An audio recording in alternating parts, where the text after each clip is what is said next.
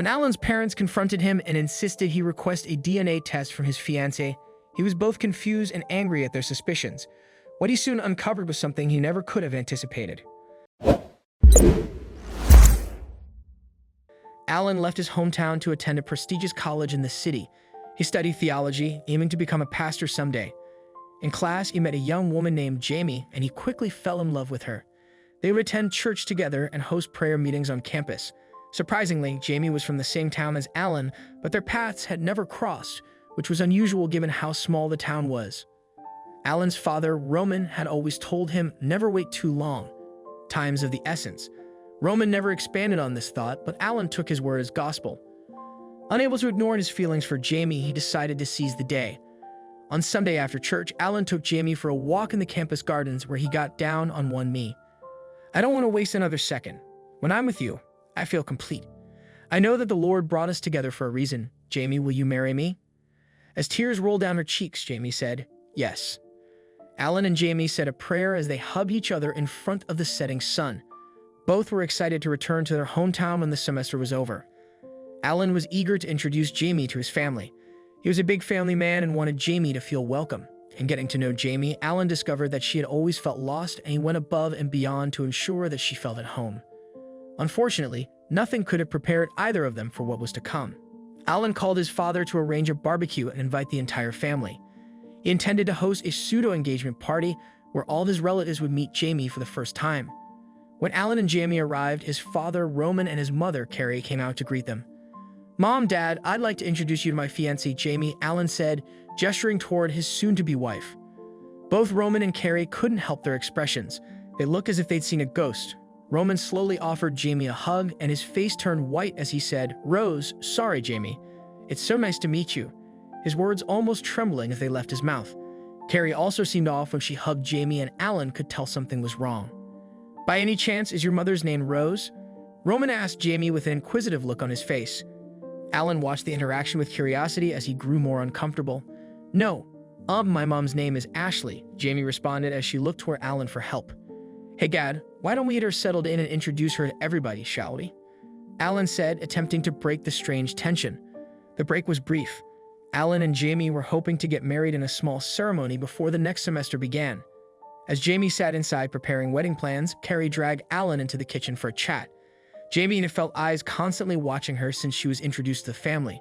She couldn't shake the feeling that she was the center of gossip, and not for a good reason. Carrie spoke to her son in the kitchen with an odd sense of urgency. "Listen, Alan, I'm not sure if you noticed, but your dad and I were kind of surprised when we met Jamie," Carrie told him in a half-whisper. "Oh, really, Mom? A blind man could have seen how awkward you and Dad were acting," Alan said. "Yeah, well, some things are really awkward. Listen to me closely, Alan. We have to do a DNA test on Jamie. She's a mirror image of Dad's ex-girlfriend, Rose. It's uncanny," Carrie said as she looked around nervously. "Oh, geez, Mom, is that why Dad was asking about her mom? Like Jamie said, her mom's name is Ashley. Nobody in her family has ever heard of us and vice versa. You guys are being really weird about this. Let it go." Later, Alan went to talk to Jamie about his conversation with his mother. Jamie was clearly stressed about the seating arrangements and habitually pulled out her hair when she was nervous. "First of all, I think it's kind of cute that I have a doppelganger. At least it explains why I feel like I've been watched all the time. But it's just a rumor and it'll pass, my love. More importantly, how can I plan this whole thing in such a short time?" Jamie replied, "Even if you arrange it perfectly, people will probably end up sitting where they want to sit. Let's go for a walk to unwind," Alan said. After Jamie and Alan left the house to stroll through the yard, Carrie snuck into the room to take one of Jamie's loose hair strands from the table. 2 weeks later, the wedding day was about to commence. Both Alan and Jamie were beyond nervous. Alan was donning his late grandfather's suit while Jamie was wearing her grandmother's old wedding dress. They were waiting patiently for the ceremony to begin. Meanwhile, Roman and Carrie had just received a letter in the mail. They opened the letter and read it slowly twice over. Afterward, they looked at each other with grim expressions. "I knew it," Roman exclaimed. "What are you waiting for? Go and show Alan." "Hurry," Carrie shouted. Ronan found his son adjusting his suit in the men's changing room at the church. Alan turned to see his dad out of breath. "You okay, Dad?" Alan asked. "I'm really sorry, son. I wish there was another way we could have figured this all out," Ronan replied as he handed Alan the envelope. Confused, Alan read through the letter and a look of despair washed over his face. Alan rushed to Jamie's changing room without a second thought, and Roman called Carrie to join him in following Alan. When Alan arrived in Jamie's changing room, she saw that he was all flustered. "Alan, what's wrong? You shouldn't be back here." "You know it's bad luck to see the bride in her wedding dress," Jamie said. They were right. Everyone was right. "Your mom, Ashley, isn't your real mom," Alan blurted out, barely able to form the words. "Calm down, Alan. You sound crazy. We've already spoken about this. Everyone's making up rumors because I look like your dad's ex-girlfriend from decades ago." "Big whoop," Jamie said. "Just look, Jamie," Alan said as he handed Jamie the envelope. "My mom secretly got a test done somehow, even though I told her not to and disagreed with her doing it. She did it anyway.